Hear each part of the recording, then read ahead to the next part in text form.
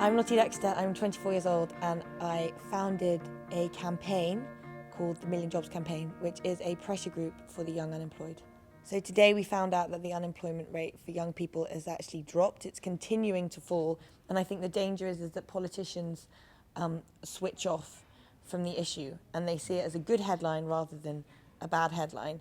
And what we really need to do is use the fact that the economy is growing to get to grips with the structural issues within our training and education systems.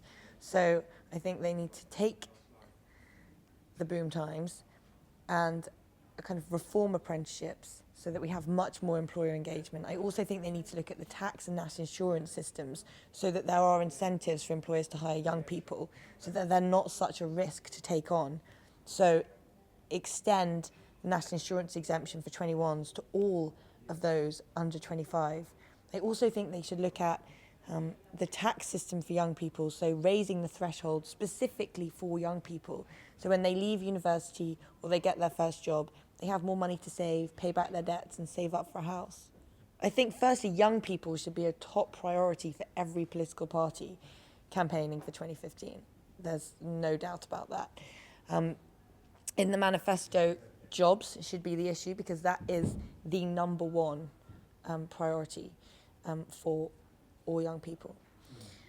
I think, as I said, tax breaks, national insurance breaks, reform of training and education are all really important, but they need to be communicated to young people and not their parents. Young people need to vote. At the moment, we're stuck in a really dangerous catch-22 where young people don't vote, so politicians don't make policies for them. By getting out and voting, you are forcing politicians to listen, number one.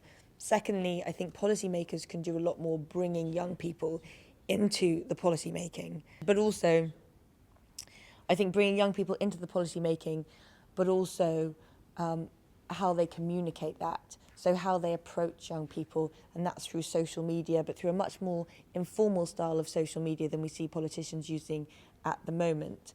I think they need to bring young people onto their campaigns team because a bunch of middle-aged men aren't very good at necessarily at communicating policies to young people. It has to be young people to young people.